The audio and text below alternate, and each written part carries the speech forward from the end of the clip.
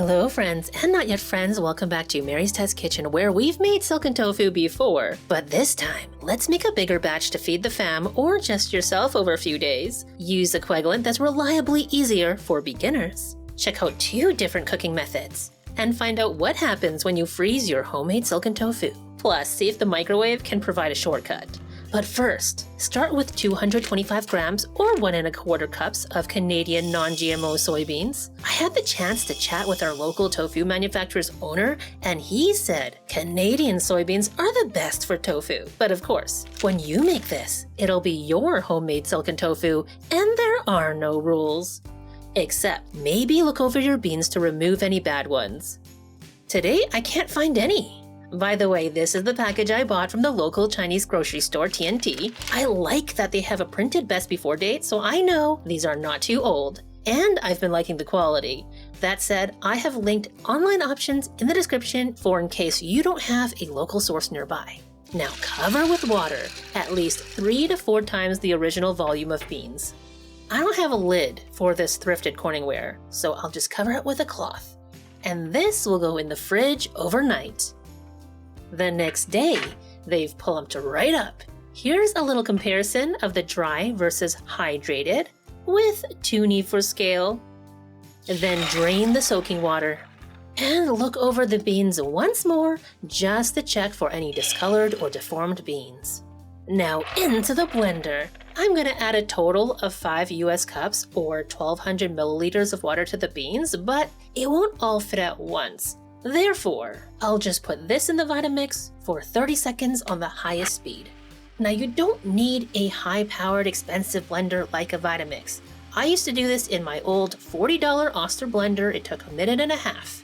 Afterwards, the puree would usually go in my trusty nut milk bag that I always hype, but recently I saw this particularly for making soy milk at the Chinese grocery store, and for $3.23, I couldn't stop myself. I've already used it for soy milk a few times and I really like it. I like how they finish the seams, and it's so big it can fully fit over the rim of the bowl. I'll link it in the description for all my Canadian friends so you can find it at TNT if you want.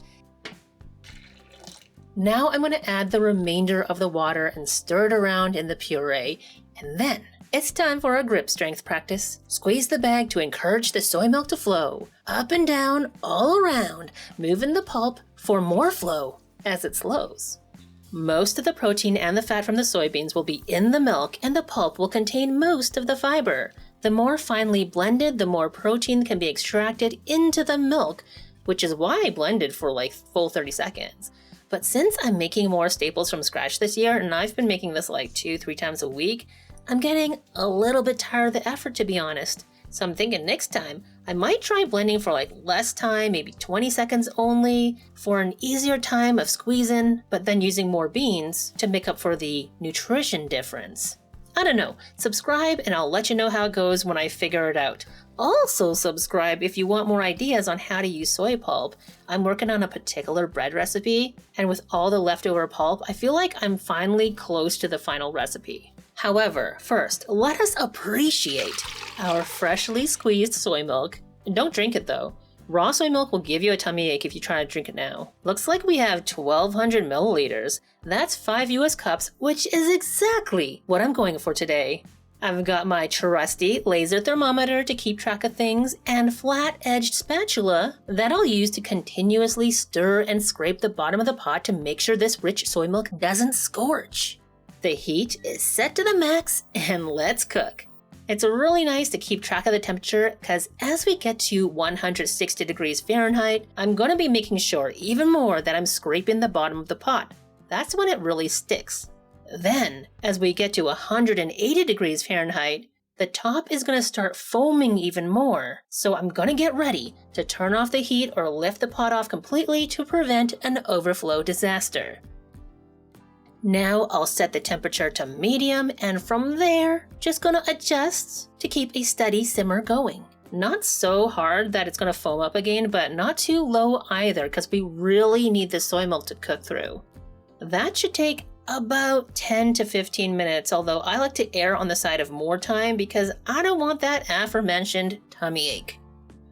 If you see a film forming on the top, just stir it back into the milk and it will dissolve. That's known as tofu skin or yuba. Also, I forgot to hit record, but I did add a little bit of hot water to replace the evaporated volume. Finally, I'm going to measure the total volume because for this soy milk, I want a specific concentration of dry beans to the final milk. And the strainer is to catch any bits of tofu skin because, yeah, you don't want that in our smooth, silken tofu. I wanted 1.2 liters of rich soy milk from our 225 grams of dry soybeans, and this is pretty much what we have here. If you have less at this point, don't worry, just add water until you reach the 1200 milliliters. Finally, we're ready to make silken tofu. I've transferred half to the smaller pot because it's going to be easier for one of the two cooking methods you'll see today, the pour-over method for making silken tofu. This is a traditional method, but for clumsy people like me, it's a little intimidating, so the smaller, lighter pot helps.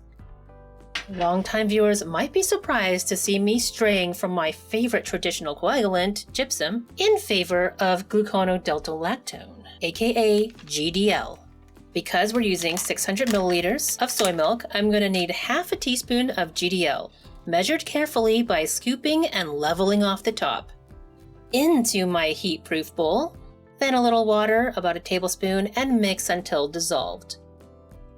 The soy milk is still simmering on the stove because I want it to be at least 175 degrees Fahrenheit or 80 degrees Celsius after I pour it into the ceramic. With a strainer to catch any bits of tofu skin again, I'm pouring from a height of about a foot above. The motion created helps to distribute the coagulant evenly and quickly. And now, with a lid on, we'll practice patience. Because in 15 minutes, the GDL will cause the soy milk to form a gel-like structure. But what happens if you use gypsum, the channel favorite for both regular and silken tofu? As you might recall, we made silky smooth, jiggly delicate silken tofu with it using the steaming method. I mixed a serving of cold soy milk with food-grade gypsum, steamed it for 10 minutes, and voila! Will the pour-over method turn out just as well? Using the same concentration of gypsum to soy milk as in that time, I mixed the gypsum with a little room temperature water, then poured over the hot, simmering soy milk. Covered, and 15 minutes later, the top layer was still liquid. After pouring that off, the silken tofu underneath was, as you can see, it's okay, but it's not that smooth looking. Still, it tasted great, with a mild, fresh soybean flavor with just that little hint of savory and sweetness. Gypsum doesn't have a flavor, so it really doesn't affect the taste. And therefore, the soy milk leftover was still good to use and drink. Nothing wasted. Oh yeah! That said, I've tried the gypsum in the pour-over method multiple times with a few different variations, but still have not found a home-based method that's very reliable so far. It works far better when the soy milk is hotter and the bowl is pre-warmed, but that's a lot of fuss when GDL is so easy to buy online these days, not too expensive, and it works so much more. Well, why don't you see for yourself? Smooth and soft, the flavor is mild with a cozy, lightly nutty fragrance of fresh soybean milk. Perfectly set silken tofu. GDL is an acidifier, so you might expect a sour taste, but honestly, I don't taste it in this rich silken tofu. You might also be noticing that it's firmer with less weeping compared to the one in my original steamed silken tofu video. This version is easier to handle with more savory flavor and protein because of that higher concentration of soybeans to water, making this a satisfying snack or part of your meal. Let's do a very common, easy, but super delicious combo. Green onion, fresh pressed garlic, a little Chinese black vinegar and soy sauce, chili flakes, black sesame seeds, and screaming hot oil. It's the sizzle for me. Wakes up the aromatics and the nuttiness. So simple, but delicious and satisfying. And I have plenty of leftovers, so this goes in the fridge for up to 3 days. I've actually been testing silken tofu for weeks now, so I have even more leftovers that can't be used up in time. So, let's find out what happens when we freeze it. This silken tofu made with GDL went to the freezer and now it's solid. See how the color has changed? That's normal. And you can see how the ice has crystallized, giving us a hint of the final texture. While we wait for that to thaw, I'll show you the second method of making silken tofu, which I actually prefer. To me, it's clumsy person friendly and foolproof every time. But we start with cooled soy milk. One reason why it's safer. This is the same milk we made at the beginning, but it was chilled in an ice bath. This time I'm doing 300 milliliters, so I'm using a 1/4 teaspoon of GDL. Stir it right in. The rubber band is just to tell which batch is which because I want to test one more variation. You see, store-bought milk typically only has 8 grams of protein per cup, so what if we start with milk that's just as thin as that? This thick homemade soy milk has about 14 grams of protein per cup, according to my estimation, which is based on publicly available numbers of protein in commercial soy pulp and soybean nutrition. I'm diluting the water to approximate the same protein content and viscosity as store-bought, but using the same amount of GDL, a 1/4 teaspoon. Onto my steamer rack. If you don't have an automatic steamer, no problem. You can use just a pot with a steaming rack. You know, many rice cookers have this, or you can do it in your Instant Pot that has a steam function, or even a large pot on the stove with a trivet, which is how I steam these vegan bao. Just make sure you have plenty of water. Get the water boiling over high heat before you add the steamer rack, cover, and start a timer for 15 minutes. 15 minutes later, look at that silken tofu perfection! You can see the differences right away, can't you? Let's just go in on the thick version first.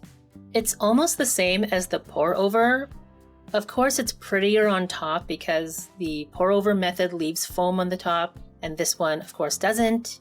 But inside, it's visually a little smoother. Mouthfeel? Silky. But so was the pour-over version. And the same fresh, mildly nutty soybean flavor and aroma. Hint of savory and a breath of sweetness. Richer tasting than store-bought silken tofu. This would be amazing, served just like before with the sesame and chili and sizzling oil. But also for the best vegan tofu scramble you have ever had. The texture is so light and perfect for it. But back to the present moment, there's a little bit of weeping. Some recipes will add starch to the mix to capture that water. Personally, I don't love to do that. If you want to see that though, I might work on it as well. But if no one requests it, I'm not going to do it. How about our lighter silken tofu made with soy milk with only about 8 grams of protein per cup? A lot more weeping. But the tofu itself is jigglier, more delicate, and more like the dessert tofu I grew up having in my Cantonese, Chinese, Canadian household, dao fa or dao fu fa. The savoriness is less noticeable, and I can detect a hint of acidity. This would be so good with simple brown sugar or ginger syrup or condensed milk, but that's going to be a recipe for another day. You know, I really thought I was done filming this video, but the other night as I lay in bed, I had this thought. Can we make silken tofu in the microwave? So this time, with 150 milliliters of thick soy milk and 1/8 teaspoon of GDL into the microwave.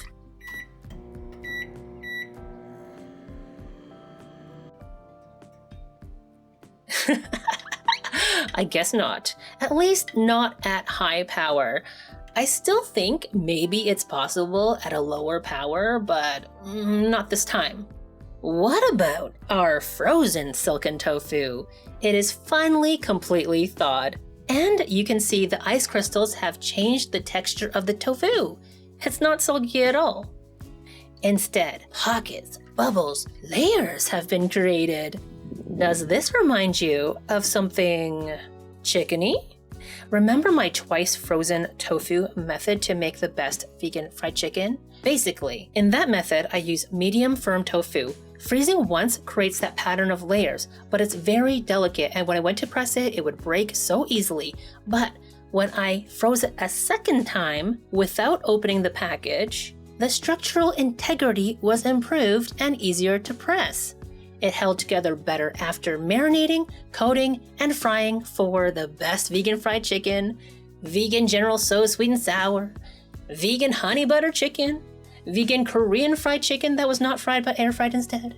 The issue that would come up for that series is that not all medium firm tofu on the market would develop that flaky layered texture. Most of them actually go spongy instead, which tastes just as great in my opinion, but not as visually impressive. I was also not impressed when I tested the technique on store-bought silken tofu. The layers did develop, but the mouthfeel was mushy. This version, however, is much firmer. It feels like it can hold together, and the mouthfeel is not mushy. This has potential, my friends. So stay tuned as I once again, after a years-long break, to attempt to create a reliable recipe for flaky frozen tofu. I don't know how long it's going to take, but I'm going to keep trying. Thank you so much for watching, my friends. Please give this video a thumbs up if you liked it and subscribe for more tofu experiments, and recipes. Let me know if you have any requests, thoughts, or questions in the comments below, and I'll do my best to answer. Bye for now.